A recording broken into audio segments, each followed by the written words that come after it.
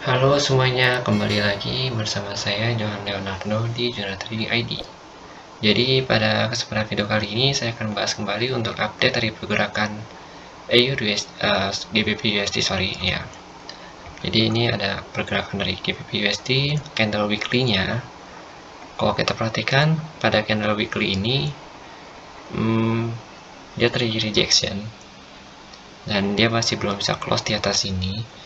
Di 38 ribuan dia masih bisa belum close, dan saat ini harga berada di 36.834. Jadi kalau kita lihat di sini dia masih membuat higher low yang baru. Ya, di sini ada high yang pertama. Ya nih. Ini ada high yang pertama, ini high yang kedua, ini high yang ketiga. Jadi secara teknikal di sini dia membuat lower low yang baru. Dan ini menandakan bahwa harga masih akan terus melakukan penurunan. Kalau kita lihat lagi, ya kita tarik trendline-nya. Ya, di sini kalau secara weekly harga itu masih downtrend setelah dia mengalami kenaikan hingga 24 Mei kemarin, dan pada tanggal 31 Mei atau pada awal bulan Juni harga mulai turun kembali ke bawah. Hanya saja penurunannya itu sudah terbatas ya, kalau kita perhatikan sudah mulai terbatas di daerah sini, di daerah 35.300-an. Lalu kalau kita perhatikan di candle daily, ya di candle daily ini adalah trendline-nya, yang mana kalian juga bisa ikutin untuk menggambar trendline ini pada chart kalian untuk minggu depan.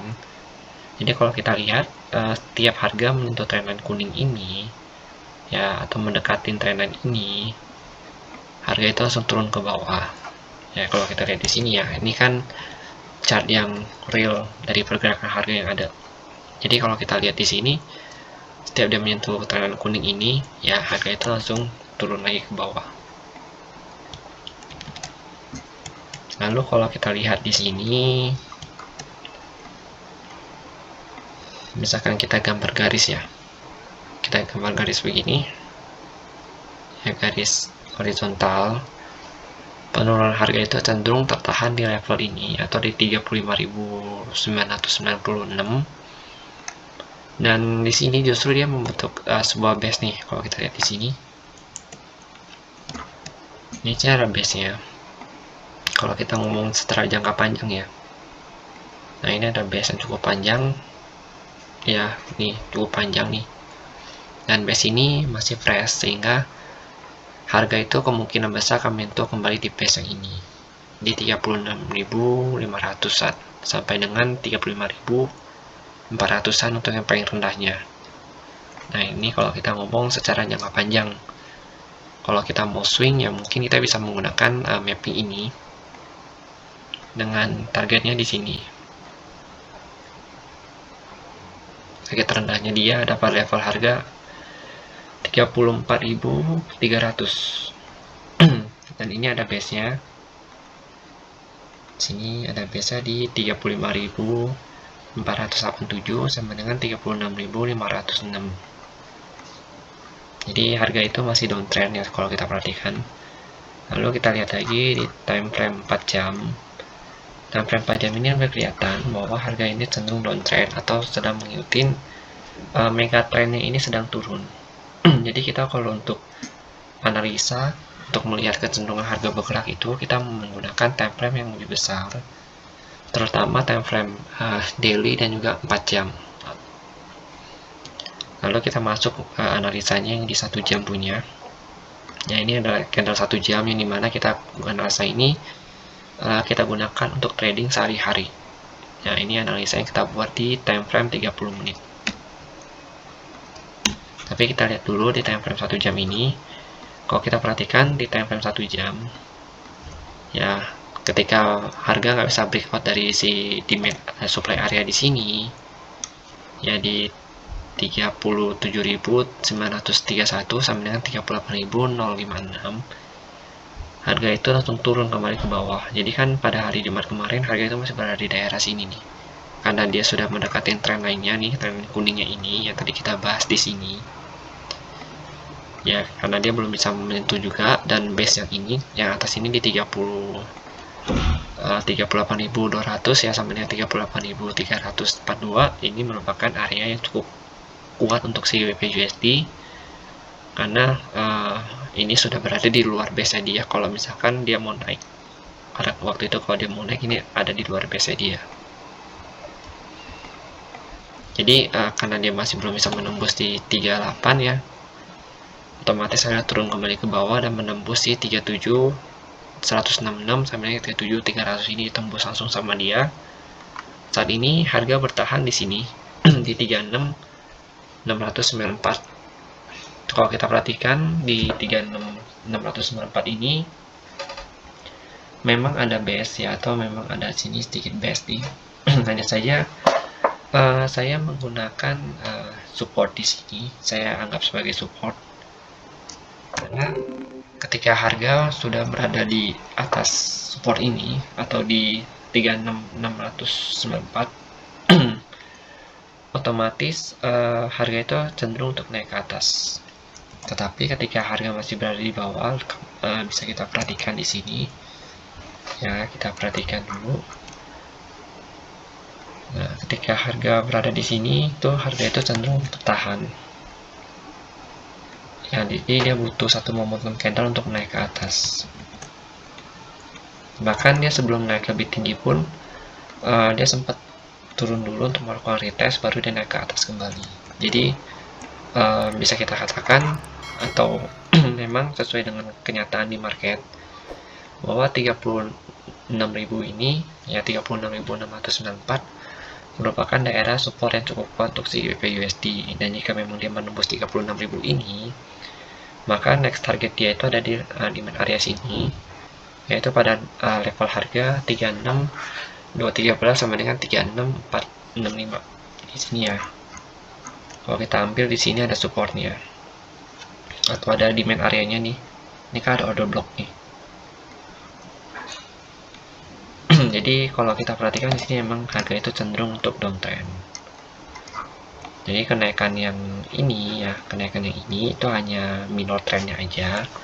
Sedangkan untuk primary trendnya atau trend utama itu sedang downtrend. Makanya kalau kita perhatikan, setiap dia mau naik itu dia agak susah. Ya, dia butuh beberapa hari untuk naik. Tapi ketika dia turun pun dia langsung turun menembus setiap level yang ada di sini, yang menunjukkan bahwa tren turunnya itu masih sangat kuat sekali. Dan ini adalah patokan level terendahnya yang baru saya buat tadi ya. Jika dia memang benar-benar dia turun melewati level ini atau demand area ini, maka ini adalah demand area terakhirnya dia untuk dia naik kembali. Itu pada level harga 35756 sampai dengan 35884 sini. Nah, perlu kita perhatikan di sini adalah apakah harga akan menembus 3694 ini atau enggak. Karena kalau kita perhatikan di time frame 30 menit, harga itu cenderung sideways di daerah sini. Ya, dan masih memantau terus di daerah sini 36991. Dia masih bermain di 36.000. Dan jika memang dia bisa menembus 36911, maka dia bisa akan melakukan retest kembali di base yang ini ya, di 37166 sampai dengan 37302.